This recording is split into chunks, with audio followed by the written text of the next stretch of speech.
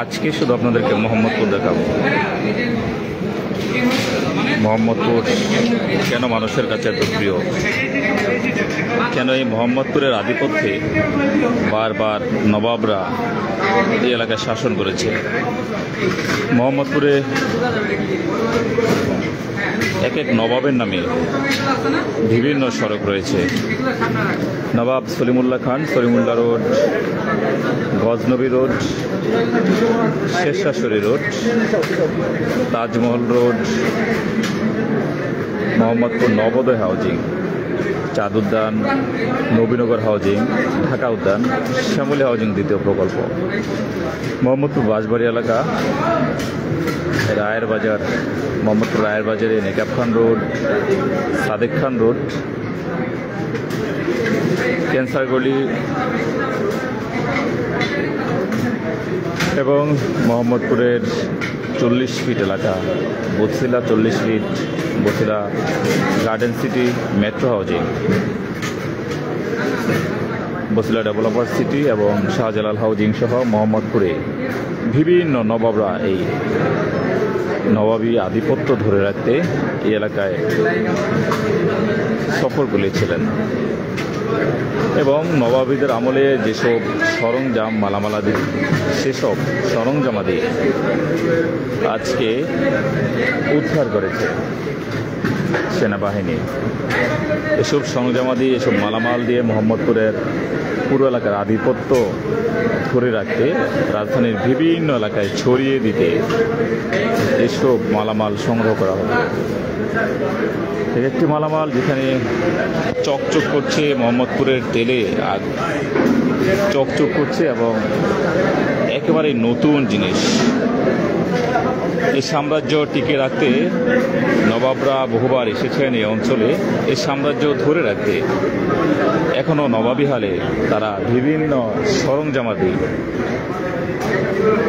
নিয়ে আসেন এবং এই সাম্রাজ্যকে ধরে রাখতে বিভিন্ন গ্রুপগুলো আধিপত্য বিস্তার করেন।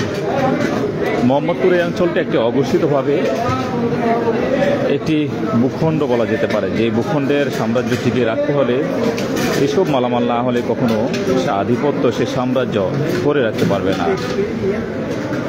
এই সাম্রাজ্যের মালামালগুলো আপনারা বিভিন্ন ভিডিওতে দেখেছেন। বিভিন্ন ভিডিওতে আমরা যেসব দেশ জুড়ে আলোচনা তৈরি করেছিল সেসব ভিডিওতে আপনারা এসব মালামাল দেখেছিলেন এবং এগুলো দেখে আপনারা ভয়ে আতঙ্কে অনেকে এই সাম্রাজ্য ছেড়ে চলে গিয়েছেন। আসলে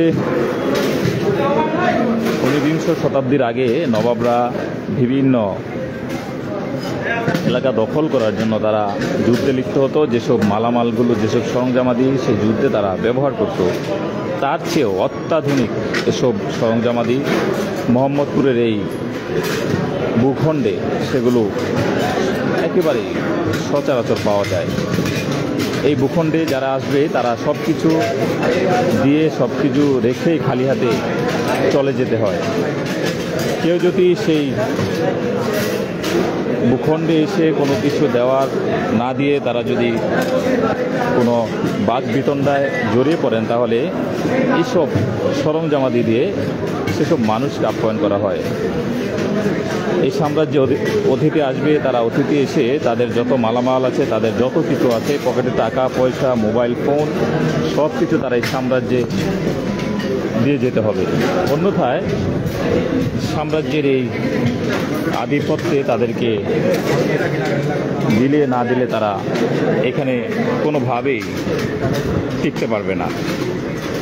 মোহাম্মদপুরের এই ভূখণ্ডে এই সাম্রাজ্যের পক্ষ থেকে যেসব জিনিস দিয়ে আপ্যায়ন করা হতো, যেসব জিনিস দিয়ে অতিথিদের সালাম দেওয়া হতো, সেসব মালামাল, সেসব সরঞ্জামাদি মূলত মোহাম্মদপুরের এই ভূখণ্ডে সচরাচর হরহামেশাই পাওয়া যায়। এই ভূখণ্ডে একটি সাম্রাজ্য গঠন করা উচিত। এই ভূখণ্ডকে একেবারেই আলাদা আলাদা একটি ভূখণ্ড হিসাবে ঘোষণা করা উচিত, যেখানে সারা দেশের আইন শৃঙ্খলা বাহিনী নিয়ে নানান রকম বক্তব্য দেয়, সেখানে মোহাম্মদপুরের এই অঞ্চলকে ঘিরে আসলে কোনোভাবে